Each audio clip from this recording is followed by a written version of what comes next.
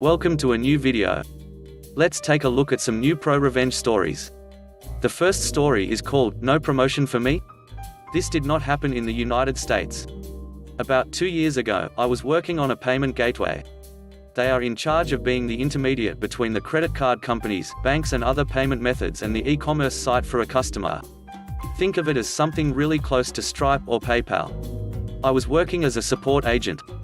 Around December, everyone was in audit mood, as the internal auditors were coming to our country branch. It was a mess. The system didn't have a way to know if someone made changes to the bank accounts of the customers, so if someone got into our system, they could change the bank information and, as most customers had their payouts automated, this was a huge security breach. I wanted to get into an internal position as a data engineer, so I told my boss that I would work on creating a system to log all the changes in the bank and customers' information. I had to do something really similar before. All the data was in the system, just that it wasn't really easy to pull it out. He recommended me to his boss, the vice president of operations, and I was assigned the project under the promise that I would get the position if I was able to pull this out in less than a month. After maybe 15 days, working an average of 12 hours per day, I developed the code. The internal auditors were happy, the vice president was happy, hugs, kisses, but no promotion so far. This was around the end of the fiscal year, and suddenly the vice president decided to leave the company and my position got lost into oblivion. I talked to human resources, to everyone, and no one could help, not even my boss, as he was a mere supervisor with no power at all in the company. I was infuriated and did what any sane person would do, started looking for a new job. Fortunately, a position in another company had just opened, but they told me the process would take a long time as this was a position directly in the United States and not related to any local operation, so this would take time. The process would take around 2 months or so, and they asked me to be patient. I was in no hurry and the position was amazing, so I told them I would wait the 2 months. In the meanwhile, the financial director and the cybersecurity lead wanted to have a talk with me. They wanted the project to be escalated and create something even more powerful. As I didn't want to be part of this anymore, I told him that I would need my boss's approval, and even after that, I had other things to do and other responsibilities with the sales team. After this meeting, he sends everyone an email, menacing that if the employee didn't help with the audit process, he would be fired with no compensation. He was after a CFO position that the company opened, as they were moving all their continent operations to my country. I ignored him and was shielded by my boss and the sales team, as there was no time for any type of new development as we were getting all the customers from other countries. After the 2 promised months, the other company gave me a written offer, which I gladly accepted. I got an email on my last week from the financial director's boss, asking me to move into the project as this was the priority. I had already sent my 2 weeks notice, but these guys didn't know. I sent him back an email, informing him that I had nothing to do with that the financial director was a jerk menacing everyone, and that I was happy to announce that this was my last week in the company. The email chain after that was wonderful, but I didn't even bother to read it anymore. My last week I had lunch with almost everyone on the sales team and the client services team, and had a goodbye lunch with all my team on my last day. After that, someone told me that the financial director was forced to apologize to everyone for his behavior. They hired a new CFO from Poland. The next story is called, Wrath of My Friend. I spent 2 years working for a particular boss, who I'll call Dan. Dan was and almost certainly still is the most unacceptable human being I have ever had the displeasure of encountering. He was a compulsive liar, a narcissist, short-tempered, unethical, unreasonable, unintelligent, and abusive. I once witnessed him spend half an hour shouting at a salesman for wearing shoes that Dan didn't approve of. Not inappropriate shoes, mind you, but just ones that Dan didn't like. The salesman in question could have gone home and changed his shoes in the time that Dan spent cursing him out and belittling him. He also sold a client second-hand computers, claiming they were new and priced as new ones. This man verbally and emotionally destroyed me for the better part of 2 years and did everything in his power to keep me under his thumb. He constantly micromanaged me, to the point of just dictating to me what I should write in an email to a client. If it wasn't done exactly his way, it wasn't correct. I had to argue with him just to get a sick day, even though I'm legally entitled to it. I was woefully underpaid, and on call for 4 hours a day. This made it difficult for me to find another employment, and is one of the reasons I stayed as long as I did. He made my life absolutely miserable, and I developed a bit of a drinking problem as a result. One day, Dan and I had a disagreement about something. I was right, and I had the emails to prove it, and I was frankly fed up with him. I told him I wouldn't be going to work because I was taking a sick day. He proceeded to shove me down to the ground. He's a big guy, probably one of the reasons he's gotten away with being the human garbage he is for so long, and starts trying to strangle me. I was able to fend him off and escape, and after I did, I filed a police report. There were no witnesses, so that was going to go nowhere. He actually had one of his other subordinates make a claim that it didn't happen. Said subordinate wasn't even there at the time. I naturally told everyone I knew and all his clients that contacted me afterward that I filed a police report against him. I was their primary IT support, so quite a few of them had my personal number. I specifically said it that way because unlike simply claiming something happened, telling people I filed a report was unarguably true and not slanderous. A lot of his clients were already not happy with the services he provided, so that certainly turned a lot of them off of renewing their contracts. A very close family friend of mine, Carol, was naturally one of the first to hear about it. I left the country about a month later in search of better opportunities, but my friend remained. She became the chairman of the board of trustees for the body corporate of the neighborhood where Dan lived. A body corporate is basically like a homeowner association, but with different laws governing them. She set her sights on making his life as bad as possible. Dan had a broken down car and the rules of the neighborhood were changed to force broken down cars to be towed away. If the owner didn't tow it, the body corporate would, and charge the owner. And fine them. So Dan was fined a few times, and when he was fined, he did what he always does when things don't go his way, throw a tantrum while having no leg to stand on. The tantrum, in this case, was several expletive-filled emails to the body corporate which got him fined again for breaking the conduct code. This, combined with the loss of revenue for his business, has led to him not having any substantial income for over half a year now.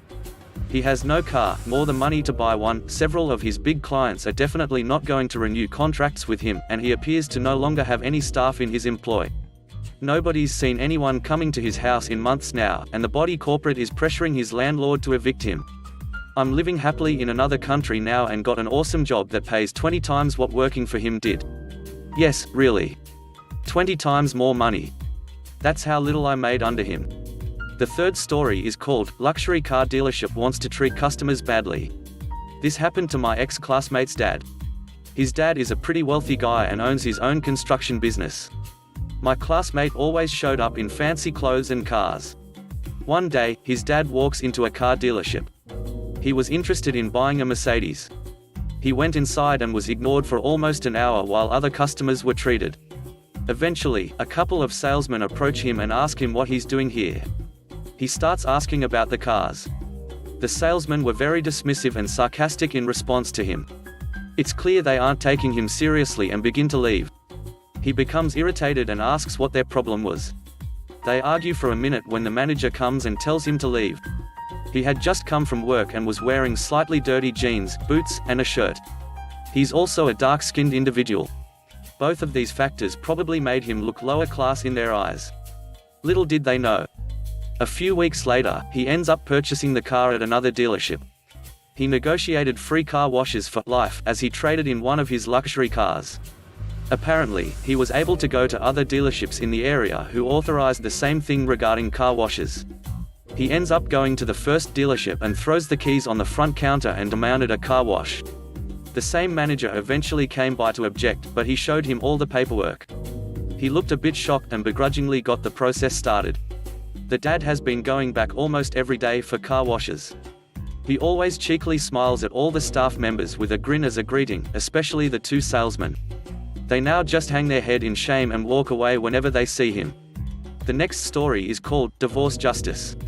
When I got divorced, my alcoholic wife of 18 years had started another affair, this time with her addictions counselor. And my lawyer and I laid a trap for them. Just in case you don't know, intimate relations between a counselor and patient are very frowned upon by the regulatory bodies. And I was more than angry after putting her through rehab only to have her fall back into her old behavior. Shortly before the divorce was finalized, I filed a complaint with the state body licensing health professions. Knowing they were in some peril because of their unprofessional relationship, she had backed off her exorbitant demands. I paid her a very modest settlement, kept the house, got custody of our 3 kids, plus got child support. Her lawyer naturally included a clause in the divorce where I had to agree to not say anything negative about her lover and their relationship. But the lawyer messed up and never asked if I had already filed charges and thus didn't require me to rescind them. Her lawyer had assumed I was just bad-mouthing them to neighbors and friends, and it never occurred to the lawyer that we were doing much more. When the Board of Health Professions responded to my complaint shortly after the divorce was finalized, I told them that it would take a subpoena to get me to testify. A subpoena trumps an agreement in a divorce settlement. They were happy to oblige. They stripped his license and placed him on a register of sanctioned health professionals. He never worked again. They were broke in a handful of years and she divorced him when the money ran out. In the interim, his mother left him a fair-sized estate, so it took longer than I expected. And the frosting on the cake was that his wife and I traded notes that helped each of us in our respective divorces. Justice was served. The last story is called Maintenance Guy Knowledge. A while ago I worked at a baseball store not so long after the Great Recession of 2008, and management was trying to cut costs because of falling profit. One of the first things management did was fire 2 of the 3 full-time maintenance guys. The one guy they kept was amazing at his job. Everything in the store ran well because of him and his willingness to go beyond what was required to help people. A genuinely nice guy. For 6 months, management tried to make having 1/3 of maintenance staff work, and it failed miserably. He could not do everything, and over time management increasingly asked him to coordinate some part-timers that were supposed to do the cleaning and carts. But he spent so much time coordinating that he had no time for maintenance. The night crew was also cut, so they couldn't pick up the slack. Then 2 things happened within the space of a week that told management how important he was to the store running well. First, some cleaning machines broke down. Turns out they have to be properly cleaned weekly. If left alone, they gum up really bad and parts wear out quickly. A several $1,000 repair bill because he was told to prioritize coordinating part-timers over tinkering with machines. A few days later, the deli lady nearly quit after the blade on the deli slicer went flying off and could have cut her face badly.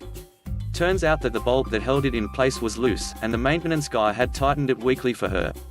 When he didn't have time to do that anymore, he told management it had to be replaced for safety. But management didn't do that because it would have cost money, but they told people it was fixed. That could have been a lawsuit, but they and deli lady got lucky. So management sat down with him and asked him why things were going wrong. He told him point blank that he needed enough time for maintenance, and someone else had to coordinate the part-time cleaners and check upon them. They were rather lazy. Management said that this was not necessary. They said maintenance should be easy and done quickly. He got mad because that insulted his professionalism, and he pulled out his notebook from his back pocket.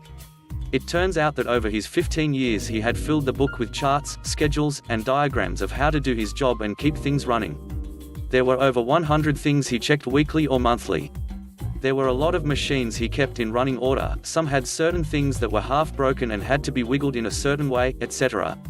To be honest, a lot of these things were minor or major safety hazards, but over the years, management was fine with not replacing multi-$1,000 machines if he knew how to keep them working.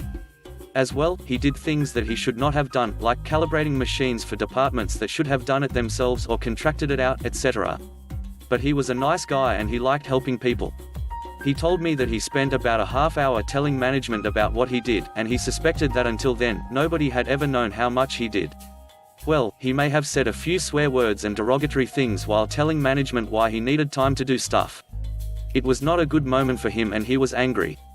In the end, he put his notebook back in his pocket and offered to take a week to write up everything he knew so that management would have written a proof of why his job mattered in case a higher-up asked why they increased maintenance costs when corporate was demanding they cut costs. The multiple managers in the room looked at each other and asked him to leave so they could talk in private. He told me several years later when I ran into him somewhere and had lunch with him that he had a premonition as he walked out of the room. So he went to the back room and tossed his notebook in the garbage compactor. For good measure, he then went around the store and emptied all the garbage cans and tossed those bags in, so his notebook was properly buried. He was fine with it, all that information was in his head. A few minutes later, management called him back. They told him that they could not allow him to keep working there because of the level of insubordination he had shown. They said as soon as he surrendered his badge, box cutter, and notebook, he would be escorted out of the building by security. He handed over his badge and box cutter. They asked for the notebook. He said he threw it in the compactor. Their eyes went wide and they asked why he threw it out. He said he thought he was going to write everything up nicely on the computer from memory, so he thought he was done with the notebook. At this point, management starts looking at each other worried, because they had intended to take his book, fire him, and have a less subordinate part-timer who doesn't get expensive benefits like a full-timer do his job. Now they couldn't. One of the managers suggested that he be allowed to write up the information before being escorted out. The others agreed. He was given the chance to be unfired just long enough to give them the info. How kind. He laughed and walked out, head held high, and management followed him to his car to make sure he left. I don't have exact numbers, but I guess the store had to spend at least $20,000 or $30,000 to replace stuff that he had kept working beyond the equipment's lifespan, and the new guy they hired had a hell of a time figuring out how things worked. To be honest, in a few cases the maintenance guy had gone too far, like creating fire hazards by taping broken chargers together after rewiring them instead of tossing them. But management had never complained when he saved them money. There were also a lot of things that should have been done by the health and safety team or the departments, but they also never complained about having less work. I asked him if throwing out that notebook was illegal, but he said it was personal property to help him remember things. It was not a work-provided notebook.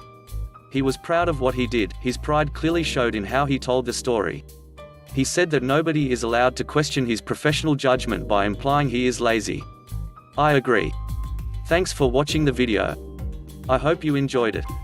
If you did, please consider subscribing to the channel for more content. Let me know what you think about the stories in the comment section below. Have a great day. Bye bye.